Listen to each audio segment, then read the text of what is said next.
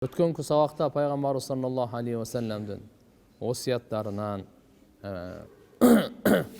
пайгамбар саллаллаху алейхи ва саллам улууларды урматтоо, такваларды, диндеги алдыңкы адамдарды урматтоо боюнча сабактарды өткөнбүз. Бүгүн уландысы Hazret Abbas разияллаху анху пайгамбарыбыздын абасы.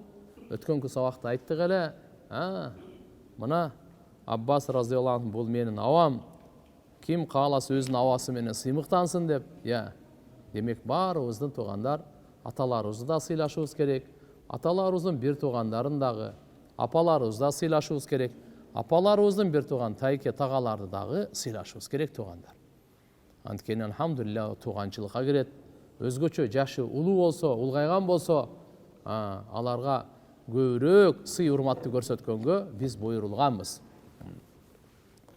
Аббас разияллаху анху менен пайгамбар саллаллаху алейхи ва саллам ортосунда кээде кичине тамаша болуп калат эле. Абу Разинен риваят Багавийде келет. Ибни Умар разияллаху анхума бир жолу Аббас разияллаху анху сурап калды да. Не деди? Анта акбару ау наби? Сиз чоңсузбу же пайгамбар чоңбу депчи. Аббас разияллаху анху айтты: Хуа акбару минни ва ана вулитту кабла. Айтат, пайгамбар ал менен чоң дейт. Бирок мен будан мурда туулганмын дейт. Кара кандай дейт. Эми илимден, даражадан, жана башкадан бул менен чоң дейт эми. Кандай болбосо дагы иниси да. Инилик бар да. Бирок мен будан мурда төрөлгөнмүн дейт. Аббас разияллаху анху айтылат, бул аябай здоровый, чоң киши болгон экен.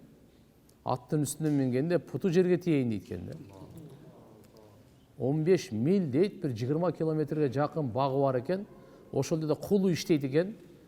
Деп эле чакырып эле, микрофону жок элечи, бирөөнү жибербей эле кыйкырып эле чакырып алат экен. Машалла.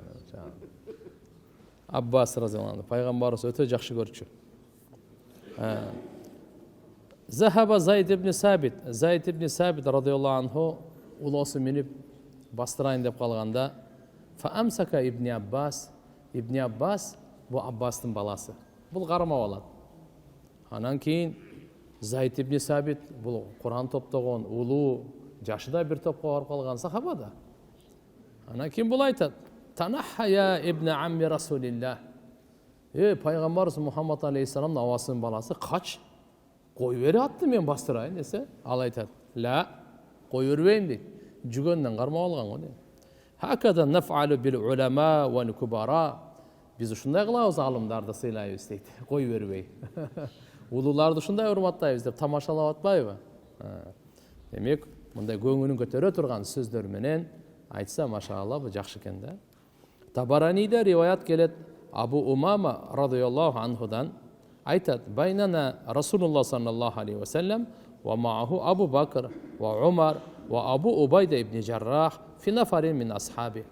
Пайгамбарыбыз саллаллаху алейхи ва саллам күндөрдүн биринде Абу Бакр, Умар, Абу Убайда ибн Жаррах деген сахаба бар. Абу Убайда ибн Жаррах жашы бир топко чыгып калган. Бир топ сахабалар менен эле идутия би кадах фихи шараб, бир идишке суусундук алып келди. Фанавалаху Расулуллах саллаллаху алейхи ва саллам Аба Убайда.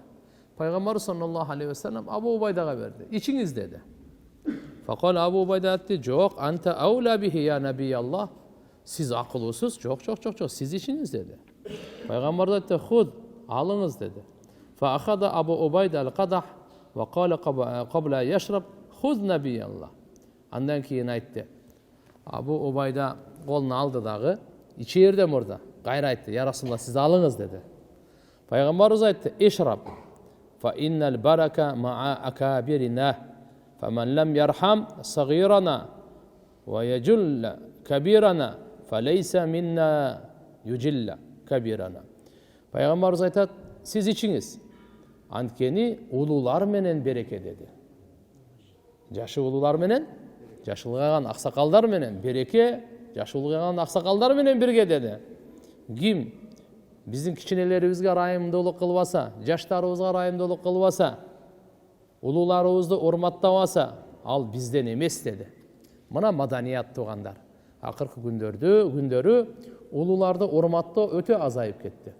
Динсиздиктин кесепети, имандын алсыраган натыйжасында улуларды урматтоо мурдагыдай эмес туғандар. Мурда улулар баскан жерде токтоп турат эле. Улулар отурмайынча отурбайт эле. Улулар дастарконго нанга кол сунмайынча сунбайт эле. Биз ал маданиятты жоготуп баратабыз. Өкүнүч, бул трагедия. Ошондуктан туғандар, улуларды урматтаган динибизде даражалуу, мартабалуу иш бул. Биз муну улантышыбыз керек, мына айта. Пайгамбар саллаллаху алейхи ва саллям Абу Убайданы сыйлаганды каалады да. Ошон үчүн чоң кесени берип атат, сиз ичиңиз деп. Андан кийин ага не деп атат? Мактоо айтат. Аль-барака ма акабирина. Биздин улуулар, акабирлер, улуу аксакалдар, ошолор менен бирге бар, береке бар деп атат. Абу Дауд шарифте Абу Муса разияллаху анху риваят, пайгамбар саллаллаху алейхи ва саллям айтты, эстен чыгарбай турган нерсе тугандар. Аллага урматсый көрсөткөн болуп эсептелинет. Мусулман карыя аксакалга ким урматсый көрсөтсө, мейл ал эне болобу, же аксакал болобу, кандай ата айырмасы жок. Сиз урматсый көрсөтүп коюңуз, Аллага урматсый көрсөткөнгө барабар деди. Карыга урматсый көрсөтүү, кары Куранды жаттаган. Аллага урматсый көрсөткөнгө барабар. Адилеттүү бадышага урматсый көрсөтүү, Аллага урматсый көрсөткөнгө барабар деди пайгамбарыбыз. Пайгамбар саллаллаху алейхи ва саллям жакшы ишти жакшы деп эсептейт эле. Ага мактоо айтат эле, ага кызыктырат эле. Ошону кылгандардыга алкышын айтат эле. Жаман ишти жаман деп айтып, аны кылгандарды кайтарат эле. Бул пайгамбарыбыздын улуу сыпаттарынан. Имам Ахмад рахимахулло келтирген хадисте Яхья ибн Жаззар айтат: Дахала нафар мин асхаби Расулилlah sallallahu aleyhi ve sellem ala ummi Salama radıyallahu anha. Bir топ пайгамбар sallallahu aleyhi ve sellem сахабалары Умму Салама деген энебиз бар, разияллаху анха, ошого киришти кызматында. Я уммал муъминин, эй момундардын энеси, хаддисини, жода хаддисина ан сирри Расулилlah sallallahu aleyhi ve sellem. Siz Peygamber sallallahu aleyhi ve sellem'nin sırrı boyunca kişine gep kılıp vermeysizmi bizge dedi. Peygamberimizin sırları boyunca. Fakalet aytti neviz. Kana sirruhu ve alaniyatuhu seva. Peygamberimizin sırrı dağı, jaşırganı dağı, aşkeresi de eko birdeyle olçu dedi. Summa nadimat ki kıcalat bol kaldı. Kalet aytti. Afşaytu sirra Resulillah sallallahu aleyhi ve sellem. Peygamberin sırrını açıp koydum da ben dedi. Айтпай эле койбой ушу сөздү деди. Калат кийин энебиз айтат: "Фалама дахала Расулуллах sallallahu aleyhi ve sellem ахбартуху." Пайгамбарыбыз кирип келип калды, мен пайгамбарыбызга айттым. Ушундай деп сахабаларыңыз сурап келди эле, пайгамбарыңыздын сырын айтыңыз деп. Аны мен айтып койдум, сыры да ашкереси да экөө тең эле деп койдум эле. Ушинтип мен кыжалат болуп калдым, пушайман жедим деле. Пайгамбарыбыз айтты: "Ахсанти." Өтө жакшы кылсыз деди. Мактады. Yaxşı kılsa eştek emez, kıcalat bolmağın dedi. İbn Hibban rivayet keltiret özün sahihinde Talq ibn Ali el-Hanafi Banu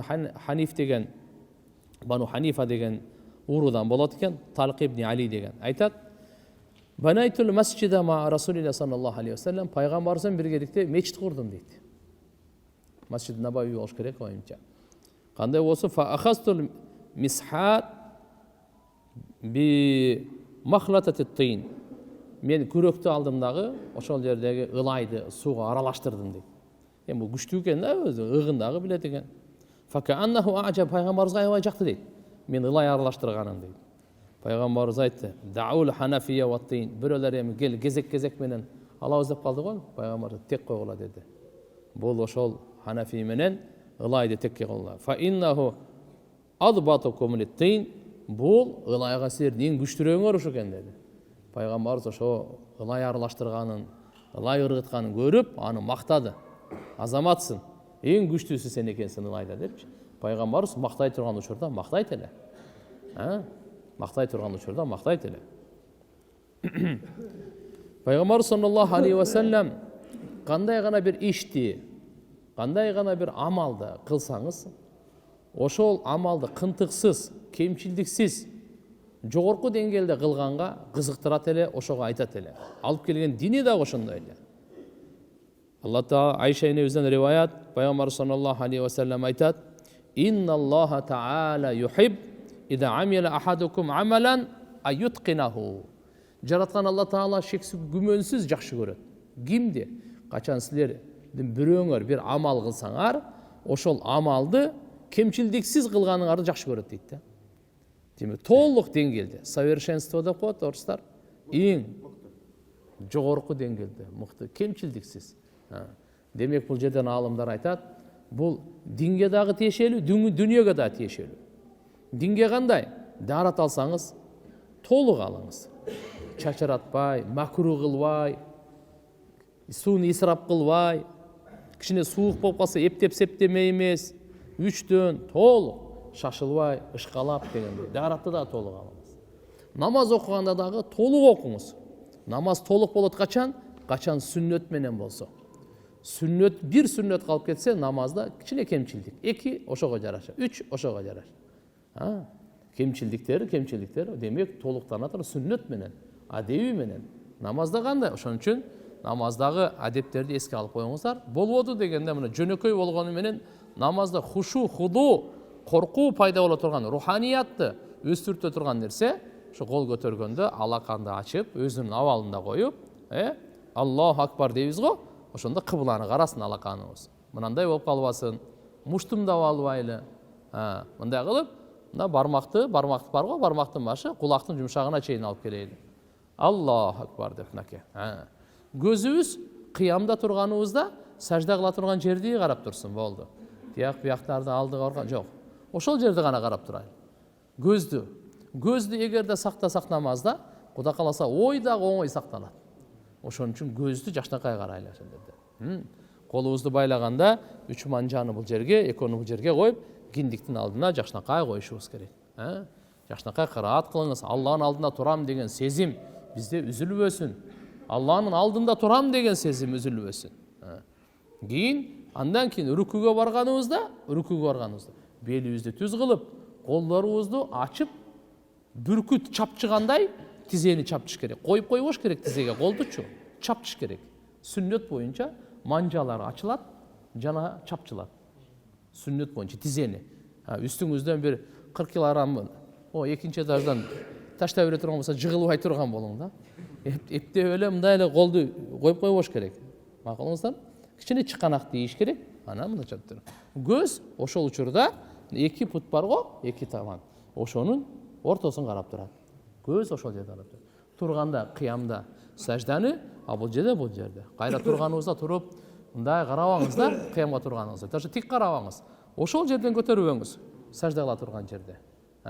Анан Аллаху акбар деп барганыбызда, биринчи 2 тизени коюп, анан 2 колду коюп, аран мурун пешенени коебуз. 2 колду кайерге коебуз? Мындай эмес, мындай эмес. Ушу кулак какканда кайерде болчу? Ошол жерге коебуз. Кулак каккандагы ошол жерде ошого барабар коебуз. Дагы колдорду жаап коебуз. Саждада жаап коебуз колдорду. Биз болсо, кыямда турганыбызда өз абалына койгон болчук. Ал эми рүкүдө боло турган болсок, ачкан болчук. Ал эми кыямга кемеге саждага келгенде колдорду мынандай кылбаңыз. Мынандай кылып сажда кылбаңыз. Колдорду жаап, ушу кулактын какканга барабар ошол жерге алып келесиз. Ушу экөөнүн ортосунда кылыңыз. Сажда кылганда мындай кылып, жосо мындай кылбаңыз. Ушу экөөнүн ортосунда болот. Башыңыз ошондой. Мына кандай болсо, кудум ошондой болсун да. Кулак какканыңызда кандай орунда болсо, кудум ошондой болсун. Анан көзүбүздү ачып, мурундун учу каралат аерде. Саждада мурундун учу каралат. Аллаху акбар деп отурганыңызда, алдыга баланы алып отурасыз го? Ошол жерде кандай карайсыз? Ушул жерде эле карайсыз. Кээ бирлер жүрөгүн, кээ бирлер да башка жагын, жок, ошондой эле каралат. Алдын эле каралат. Макулбу? Анан жакшынакай экини окуган кайра салам бергенибизде, ийини каралат. Жак эмес. Жо ушунчалык салам беришибиз керек. Мына бетибиз аркадагы кишиге көрүнө турган болсун да. Мындай эле ассаламу алейкум болбойт бул. Ассаламу алейкум буруңуз кичине. Эгерде моюн бурулса, моюн бурулат да турабы? Кээ бирлер үзүрлөргө эми буга кирбейт, эми моюн бурулбагандарга эми аларга тең кыйналбай эле койсун эми. Моюн бурулса ошо бурганга чейин алып барыш керек. Бул жакка ошо караганда ошо ийинге карайсыз, бул жакта ийинге карайсыз.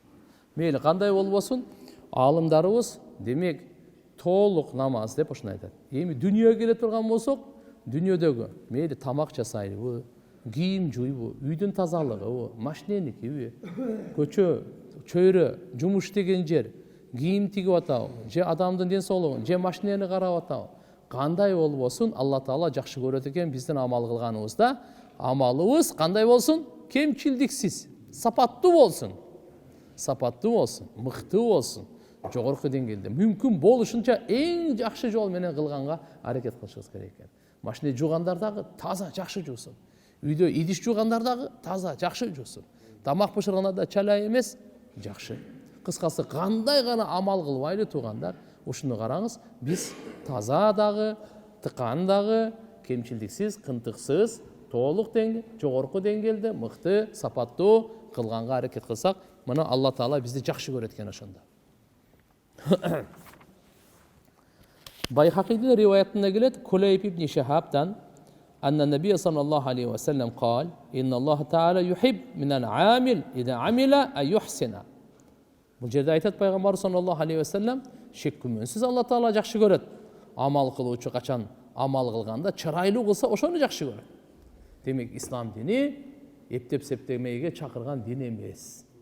Кандай гана нерсе болбосун, ийне болсун да, ийнеден самолетко чейин бардыгын сапаттуулукка чакырган, сапаттуулукка кызыктырган дин, ислам динибиз туугандар. Пайгамбар саллаллаху алейхи ва салламдын сахабалары менен кеңеши. Пайгамбар саллаллаху алейхи ва саллям кеңеш үйрөттү, кеңеш.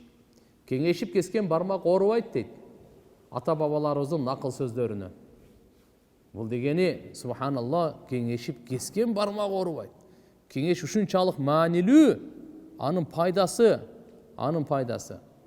Ушунчалык көп адам баласына дагы, чөйрө башкасына дагы. Алла Таала ушу кеңеши тууралуу дүйнө иштеринде дагы, дин иштеринде дагы экөөндө тең кеңешүү бар.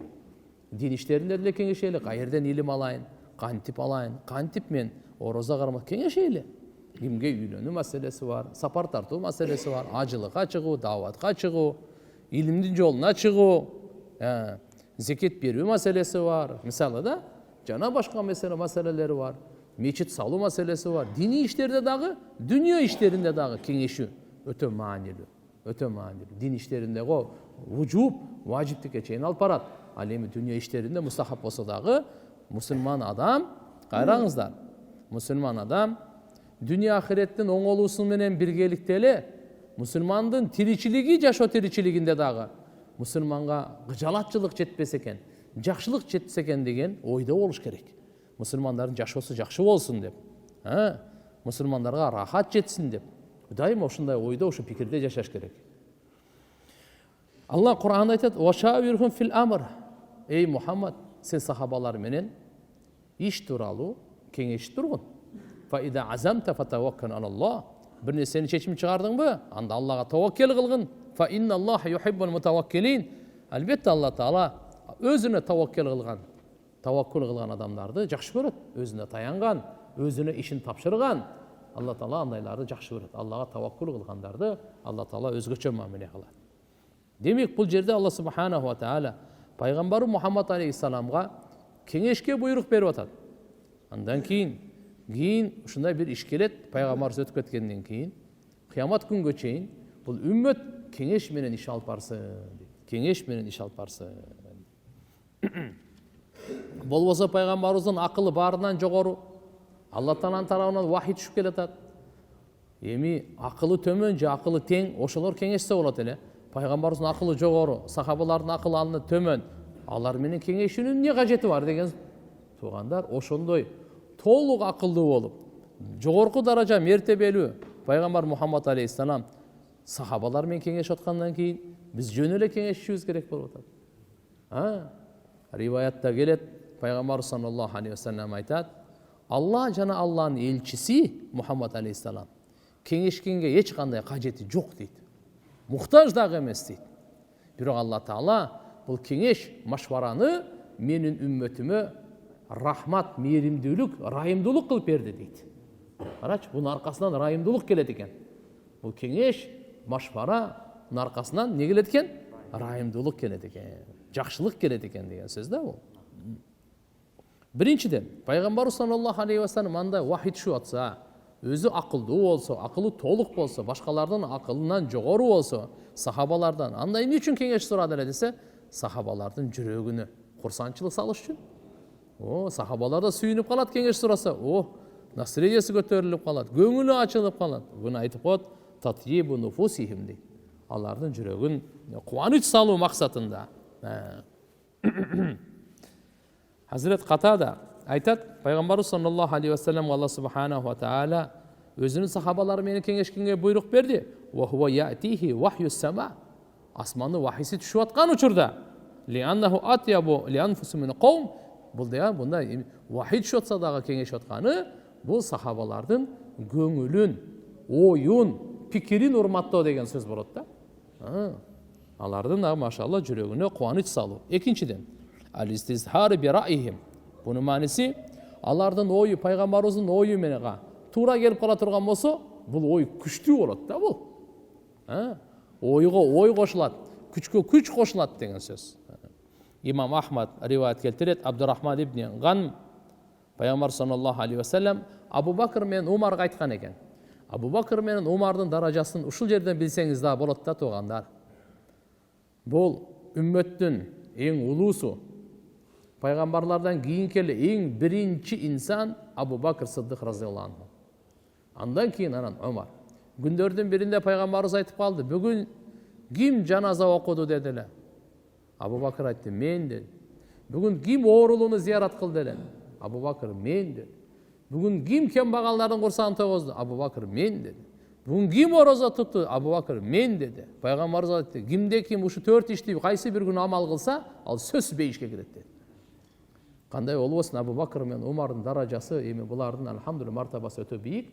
Ушул екеуіне айтып отады пайғамбарымыз. Не деп отады? Айтты, лау İçtema'tuma fi maşvaratin ma khallaftukuma. Егер де Абу Бакр, Умар, екеуіңер бір нәрсеге мақұл болсаңаршы, мен аға қарсы емесмін деді. Бір машвараға, бір кеңешке екеуіңердің ойыңар бір шыға тұрған болса, мен аға қарсы шықпаймын, мен қарсы боламын. Оны екеуінің ойын қараңыз, пайғамбарымыз қанша баға берді бұл екеуінің ойына. Пайғамбар, мен не дейді? Ма khallaftukuma. Мен екеуіңірдің ойыңа қарсы шықпаймын деген сөз. Бұл не дегенге болады? Алардың даражасын көріңіз, қаншалық олу мартабалу, алардың екеуінің ойы бір шешімге, кеңешке келген болса, мен қарсы шықпаймын. Üçüncüden, ayakuna dalika sunnatan ba'dahu sallallahu aleyhi ve sellem li ummatihi. Бұл пайғамбарымыз өткеннен кейін үмметіне сүннет қатары машвара қалды да. Сүннет қатары қалды. Ошон үчүн Байхақидин риwayatына келет. Хасан радиаллаху анхудан айтат бұл аят туралы. Алла Таала пайғамбар саллаллаху алейхи ва саллям билет эле, бирок Алла каалады, пайғамбарымыздан кейін ушу сүннет уланып қалсын деп каалады машварага. Ибн Ади жана Байхақи айтып атат. Ибн Аббас радиаллаху анхумадан качан ушул аят түшкөндө вашавирхум фил амр. Ey Muhammed sallallahu aleyhi ve sellem, siz sahabalar menen işler turалы кеңеш туруңуз деген түшкөндө аят. Кала Расул sallallahu aleyhi ve sellem айтты. Ама кабардар болгула. Инналлаха ва расулаху лаганиян анха. Алла Таала жаналдын элчиси, Алла Тааланын алдына элчиси машварага эч кандай кажети жок. Муктаждыгы жок. Бай. Валекин жаалаха Аллаху Таала рахматан ли уммати. Бирок Алла Таала бул машвараны менин үммөтүмө рахмат, мейрим кылып, райым кылып берди. Фаман исташара минхум лам я'дим рушда. Ким сахабалардан эми, же болбосо ким кийинкилерден деле муундардан, шериктеринин коомунан кеңеш ала турган болсо, ал хидаяттан коркалбайт деди. Туура жолдон коркалбайт. Ким машвара кылса, ал хидаят туура жолдон коркалбайт. وَمَنْ تَرَكَهَا لَمْ يَعْدِمْ غَيَّنْ. Ал эми ким машвараны таштап кое турган болсо, ал адашуудан коркалбайт дейт. Не дейт? Ал күнөөдөн коркалбайт дейт. Ал катадан коркалбайт дейт. Гайян деп коет буну.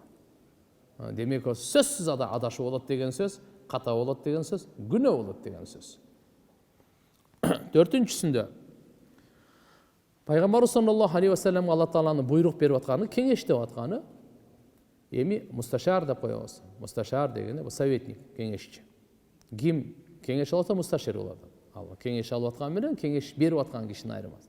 Бул жерде пайгамбар саллаллаху алейхи ва саллам кеңеш алып атат, сахабалар кеңешин берип атат. Эмне үчүн десе, айтыптыр: тaqdiran lil mustashar wa i'tibaran li manzilatihi wa i'ta'ihi hurriyat ar-ra'y wa an-nazar. Бул дегени ошол кеңешкен кишини кадырлоо максат. Мисалы мен кимиңиз менен кеңешсем, ошо кишини мен кадырлап атам да. Мен ар ким менен кеңеше бербеймин да. Демек кеңеше турган болсоңуз, ошол адамды кадырлап атасыз. Анын даражасын эске алып атасыз. Анын ой эркиндигин, көз караш эркиндигин, hurriyat ar-ra'y wa an-nazar деп коет. Көз караш эркиндигин, ой эркиндигин эске алып атасыз. Мисалы кеңеш менен өзүңөр чечип кете берсең, токто, будан сурап коеюн, машаалла, буну мен кадырлап атам, бунун оюн эске алып атам. Бул себептен ар бир адамда оюн мындай эркини бар да, эрк. Мисалы азыр сөз эркини деп атпайбыз, эмне деп атабыз? Свобода слова. Ошондой эле свобода мысли да бизде ислам динибизде бар. Ар кимдин оюнда алхамдулилlah хуррия, акысы бар ал, макул. Ой эркиндиги бар, сөз эркиндиги бар дегендей.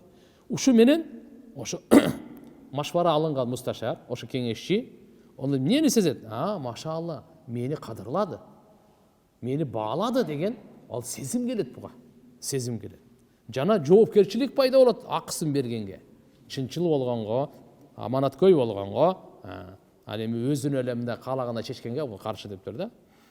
Ошондуктан пайгамбар саллаллаху алейхи ва саллам сахабалары менен өтө көп кеңешет эле. Имам Шафии рахимахуллах айтат, Абу Хурайра разияллаху анху риваят, бул мындай дейт: "Кал ма раайту ахадан аксара мушаваратин ли асхабихи минан наби саллаллаху алейхи ва саллам."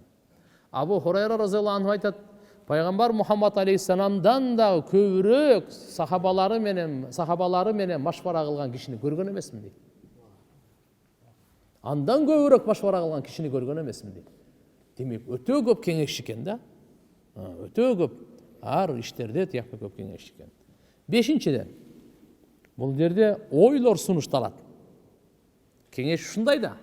Гүлдаста деп коебуз. Буну бүгүнкү күнү карап туруп, буну эмне деп койсун? Букет цветов, Бунуку жашыл, бул кызыл, бул көк, бул фиолетовый, бул оранжевый, бул дагы башка. Жалгыз болгондо өзүнүн түсү болот, өңү болот, өзүнүн свети болот. Бирок эгерде муну баардыгын бириктире турган болсо кандай болот? Аллаху акбар. Бу дагы чырай, бу дагы кооздук башкаларда жок да. Демек ар бир мусулмандын оюн баалап, баардыгын бириктире турган болсоңуз, мынандай букет болот дейт да. Кандай болбосун, акылды курчутат. Пикирлерди курчутат. Бул аркылуу адам баласындагы алхамдулилlah салмагы, кадыры жогорулойт. Жана иштерде тажрыйба өсөт. Иштерде эмне болот экен? Тажрыйба. Ошон үчүн айтабыз да, бир киши да, эки киши. Бул жакта машалла бир топ боло турган болсо, ошого жараша болот, ошого жараша хайыр болот. Пайгамбар саллаллаху алейхи ва саллам кеңешүүгө кызыктырган. Айша разияллаху анха энебизден пайгамбар саллаллаху алейхи ва саллам айтат: "Аль-мусташир муан, валь-мусташар му'таман. Фа иза устушира ахадукум фальюшир бима хува сани'ун ли нафси."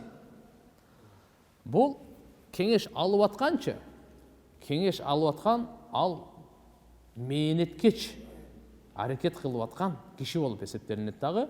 Валь-мусташар кимден кеңеш алынып атат? Кеңешчи барго? Му'таман, ал аманаткөй болот ал. Мен сизден бир кеңеш сурасам, ошо кеңешти берүүдө сиз аманаткөйсүз. Сиз кыянат кылбай кеңеш беришиңиз керек мага. Ошон үчүн мен сизден кеңеш сурап атам.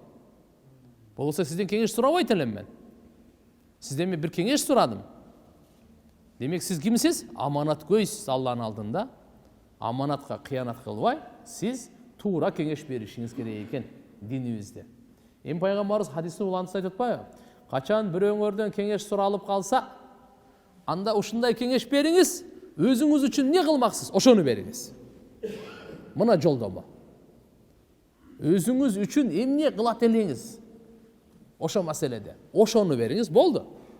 Себептен адам өзүнө эч качан жаман кеңеш бербейт, өзүнө кыянат кылбайт, өзүнүн зыянына баспайт, дайыма өзүнүн пайдасына бул. Ошондуктан пайгамбарыбыз айтып атат: "Фальюшир", ал кеңеш берсин, бима хуа саниун ли нафси, өзү үчүн эмнени кылат эле, ошонун кеңешин берсин dedi. Так. Алымдарыбыз айтат, бул кеңеш качан ой алып атканыңызда, анда ойдун, машаалла, кандай балары, субханалла, гүлдөрдөн балды чогуткандай, кеңеш дагы ушундай. Бардыгын топтой турган, бардыгын топтой турган. Жакшы нерсени машаалла таттуулугун. Ошон үчүн пайгамбар саллаллаху алейхи ва саллям айткан экен: "Нақиху уқулакум бил мудакара вастаину аля умурикум бил машвара." Силер бири-бириңерге эстетүү менен, эскертүү менен акылыңарды машаалла тазалап, күчөйткүлө, жана иштериңерде кеңеш менен жардам алгыла деген экен. Ошондуктан аалымдар айтат, кеңешчиге важип болот экен, аманаткөй болуусу важип болот экен. Насихан, якун аминан, мухтараман, насихан, сабитал жаш, гайра му'джаби би нафсин, вала муталаввин фи ра'йихи, вала кадибин фи мақалихи. Мынандай деп айткан экен, кеңешчи кандай болуш керек дейт? Аманаткөй болсун дейт. Кеңешчи кандай болсун дейт? Экинчи адамга жакшылык каалаган, насааткөй болсун дейт. Кеңешчи кандай болуш керек? Сабитул жаш деген туруктуу жана эмне деп коебуз муну? Духу күчтүү. Мынандай жүрөктүү болсун деген сөзү. Гойра муажаби нафсиги, өзүнө өзү таң калган болбосун дейт. Өзү ой берип, өзү таң калып жүрсө. Мен ушундай ой берип койдум депчи, андай болбосун дейт. Жана өзүнүн оюнда туруксуз болуп, тияка бияка өзгөргөн хамелеон андай болбосун дейт. Вала казиб фи мақалихи, сүйлөгөндөн жалганчы болбосун дейт. Кеңешчиге кимди тандаш керек? Демек, кеңешчи тандап атканыңызда дагы мынал жерлерди караш керек экен да. Аманаткөй болмады. Ушу качествого туура келсе, ошодон кеңешиңиз. Жокпу, башкасын издеп көрүңүз. Анан эми совсем таппай калсаңыз, башкасынан деле. Ушунун көпчүлүгү болгонун карай бересиз да. Эми азыркы заманда эми ушундай болуп баратат да.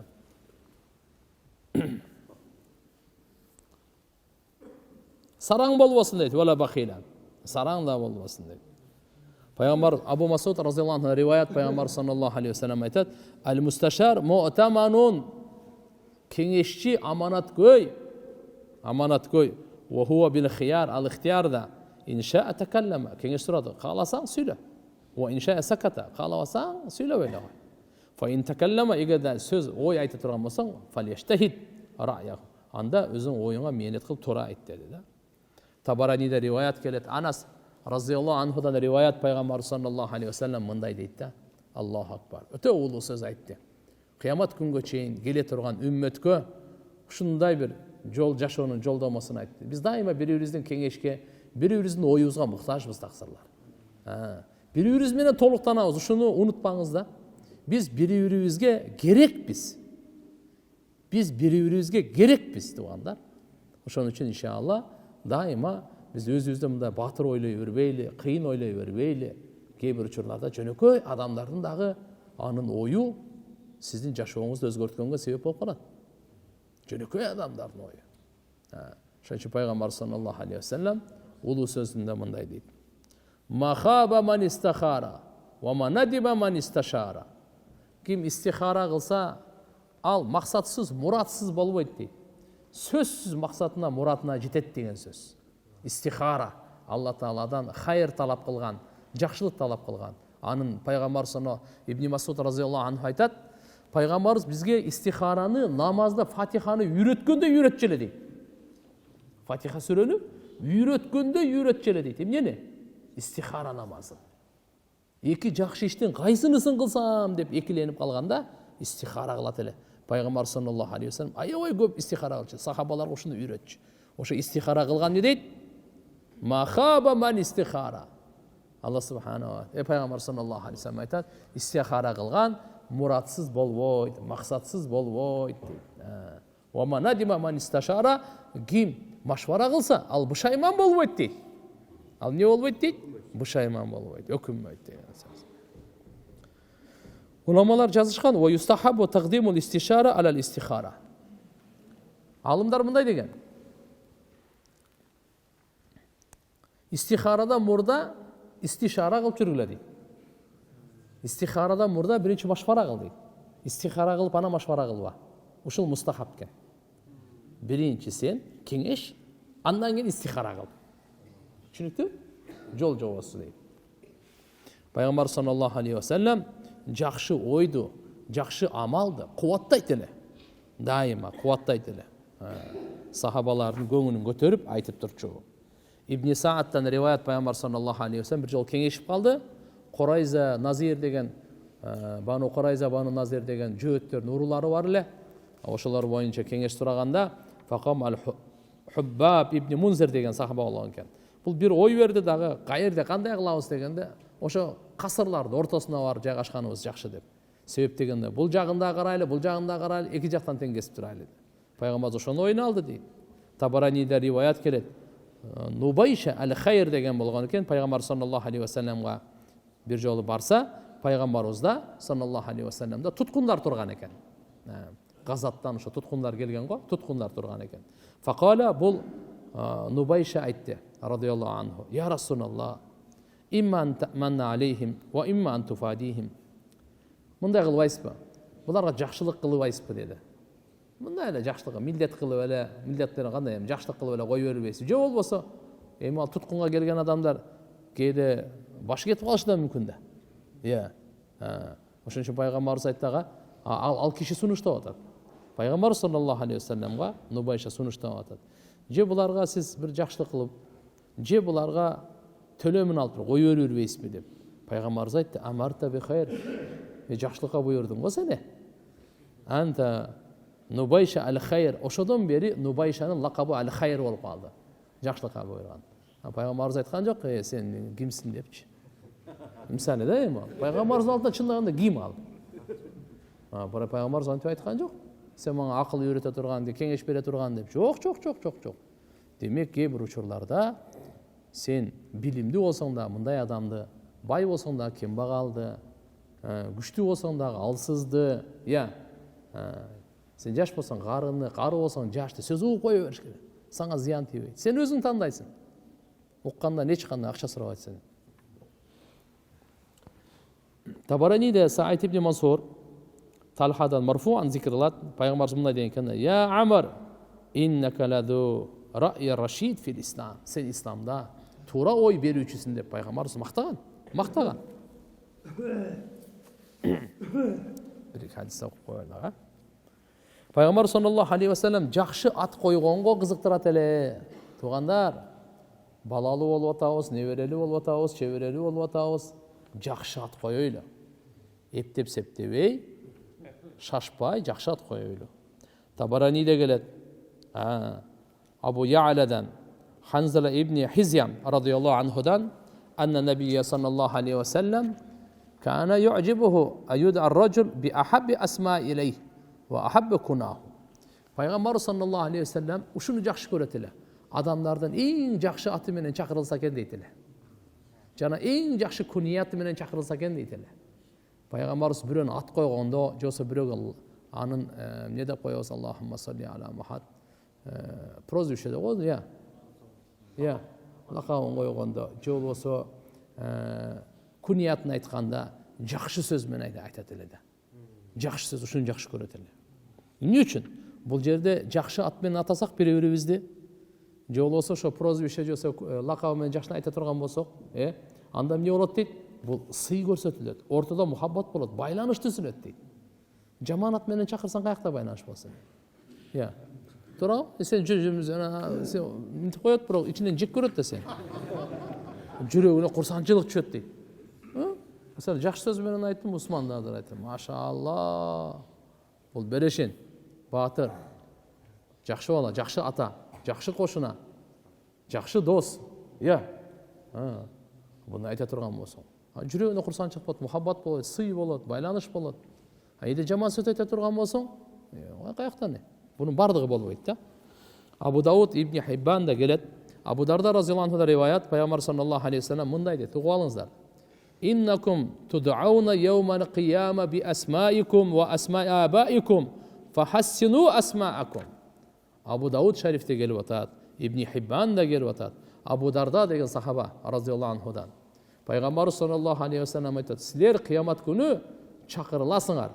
Өзүңөрдүн атыңар менен, атаңардын аты менен" деди. Атаңардын аты менен. Өзүңөрдүн аты, атың ким? Ошо менен чакырылат экен кыямат күнү. Мышыкбай, Чышканбай, дагы бир ошо менен чакырылат анда. Тезекбай, мурда биз ар ат коюло берчү го эми. Кыскасы эми бирөө көз тийбесе, бүнүп кетпесин, тияк мындай болосун деп мисалы. Жо. Андай жакшы ат коюш керек. Айта кыямат күнү ошо менен чакырасың. Элдин баардыгы угуп турат, сен атыңды угат. Сен атың ким? Ошо аты. Атаңдын аты ким? Ошо. Демек, жакшы ат коюу исламда ибадат. Пайгамбардын сүннөтү, пайгамбардын буйругу. Не деп атат? Пайгамбар саллаллаху алейхи вассалам айтат: "Фахассину асмаакум." Ошондуктан атыңарды чырайлуу койгула деп атат. Чырайлуу ат койгула, жакшы ат койгула дедим.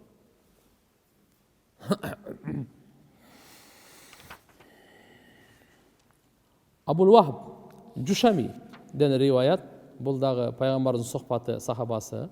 Пайгамбарыбыз мындай деген экен: "Тасаммау би асмаил анбия", пайгамбарлардын аты менен ат койгула. "Ва ахаббул асма илаллах", Аллага сүйкүмдүү аттар Абдуллах ва Абдуррахман деген аттар экен, сүйкүмдүү аттар. "Ва астакахуа", эң туурарак аттар дейт, Харис, Хаммам, ва акбахуха, эң жаман аттар Харб, Мурра. Харб деген согуш, Мурра деген ачуу. Ушундай аттар бу жаман аттар дейт. Андай аттар жаман аттар дейт. Жакшы аттар болсо, мынакей пайгамбарлардын аттары, Алланын сыпаттарына Абд деген сөз, Алланын кулу Абдуррахман, Абдусами, Абдулбасир, Абдуррауф, Абдулгаффар, Абдурразак жана башка. Макулбу? Андан кийин мына жерде эмне дейт? Харис деп. Эмне үчүн? Абу Даудда риваят келет. Харис жана Хаммам бул астакул асма деп атат да. Сөздөрдүн аттардын эң туурасы депчи. Харис деген касип деген мааниде. Харис дегени ал машаалла мээнеткеч, эмгекчил. Макулбу? Кесип ушундай аттан да. Хаммам дегени машаалла ал кандай десе бир аракетчил, бир жакшы ниеттен башталган. Мисалы ошол жакшы ниет менен ак ниет деген аттар мисалы, хорошо? Себеп дегенде кандай адам болбосун, бул эки сыпаттан бош эмес дептир алымдар. Бардыгында ниет менен жана жакшы кесип менен башталат депчи. Айша разияллаху анха энебиз айтат: "Анна Расулуллах саллаллаху алейхи вассалам кана югайрул исмал кабих." Жаман аттарды пайгамбарыбыз өзгөртөт эле. Жаман аттарды өзгөртөт эле. Бирок жакшы аттарды өзгөртпөйт эле. Бирөө келиптир, "Мен атымды өзгөртөйүн" деди. "Мен атың ким?" "Бакыт." "Эмне кыласың өзгөртпөйүн?" "Бакыт деген кандай жакшы ат бизде?" Түшүнүктүбү? Мааниси жок аттар бар, ошолорду өзгөрт. Ибн Умар разияллаху анхумадан риваят. Умар разияллаху анхунун кызы болгон экен. Аты Асия. Асия деген күнөкөр деген. Пайгамбар саллаллаху алейхи вассалам ошонун атын өзгөрткөн Жамила. Каякта күнөкөр бул, чырайлуу болуп атса. Чырайлуу деп ат коюп койгон экен. Жана Асия апабыз кандай болуп атат? Ал болсо сот менен эмес, син менен. Асия. Мындай да, Асия сот менен келгенде күнөкөр болот. Ошон үчүн Асия син менен келгенде аны. Биздеги эми анда кыргызча келе турган болсок, сыдан кийин ы деп жазбаш керек да. Сыдан кийин и деп жазса болот. Түшүндүңүздөрбү? Асия. Асия үмүттөн. Мындай да. Үмүт, амал. Мындай да. Бизде эми араб тилиндечи саллаллаху алейхи вассалам дейбиз.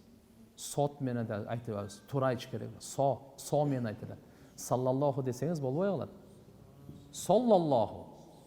Түшүндүңүздөрбү? Саллаллаху болуп кала турган болсо, Алла Таала көңүл айтты болуп калат. Salla yusalli tasliya деп коет буну. Көңүл айтуу, сооротуу деген мааниде келет. Саллаллаху Алла өзүнө рахматын жиберди деген, өзүнө райымын жиберди, райымына бөлөдү деген. Саллаллаху деп. Макулбу? Жөнөкөй эле бир мааниде азыр силер суроо берип калдыңар. Син менен соттун айырмасы ошончо алат. Мейли.